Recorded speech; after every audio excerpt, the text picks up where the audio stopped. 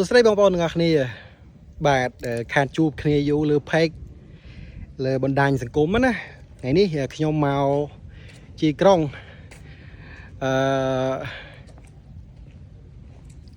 การงี้trongสัปดาห์คือกรมการงี้กิทอดสายติดช้อดังผลิตภัณฑ์ปันเมานี่สำระไงตรองอะไรจังtới đa thì do mà tàu tục chừng ai bị lạiทอดខ្ញុំចង់ចែកម្លែករឿងមួយពីការងារប្រចាំថ្ងៃអ្នកទាំងអស់គ្នាប្រកាសជាមានអ្នកខ្លះជួបបញ្ហាបាក់ទឹកចិត្តជួបការស្ដាយក្រោយនៅកំហុសពីអតីតកាលអញ្ចឹងខ្ញុំចង់ចែករំលែកទៅថាយើងកុំស្ដាយក្រោយអីហើយយើងគិតខំប្រឹងប្រែងព្រោះយើងស្ដាយក៏អត់មានន័យដែរយើងអត់អាចទៅកែអីពីអតីតកាលឡើងបានទេព្រោះខ្ញុំឃើញមួយរយៈនេះមានការចែករំលែកហ្នឹងក៏ច្រើនដែរនៅលើ social media ពីរឿងថាយើងត្រូវខំប្រឹងប្រែងយើងត្រូវ motivate ខ្លួនឯងត្រូវគិតវិជ្ជមានអីចឹងណាខ្ញុំឃើញថាល្អអញ្ចឹងចង់លើកទឹកចិត្តដែរថាកុំបាក់ទឹកចិត្ត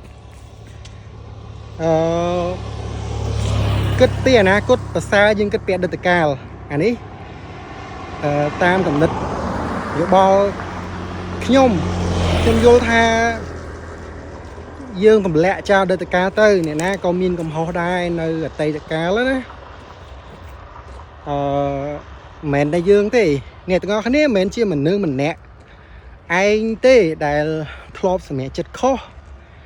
អញ្ចឹងអ្នកទាំងអស់គ្នាកុំស្ពាយអតីតកាលហ្នឹងតម្លាក់វាចោលទៅ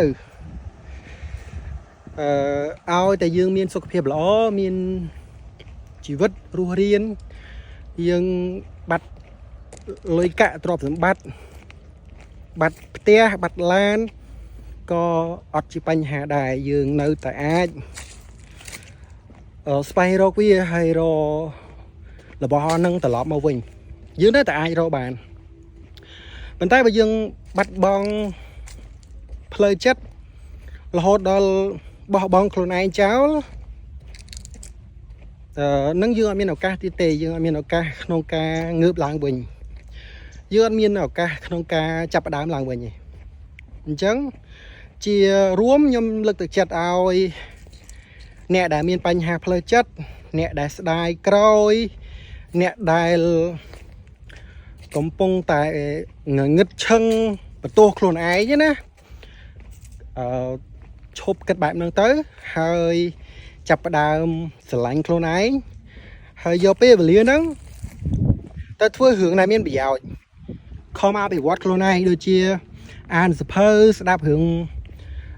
រាយជីវិតរបស់អ្នកផ្សេងដែលគេដួលគេងើបគេដួលគេងើប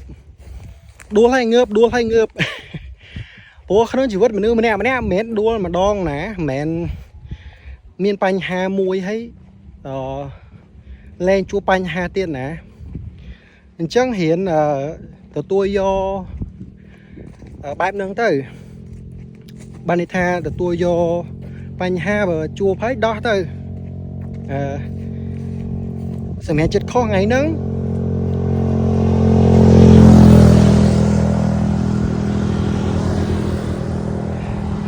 បាទ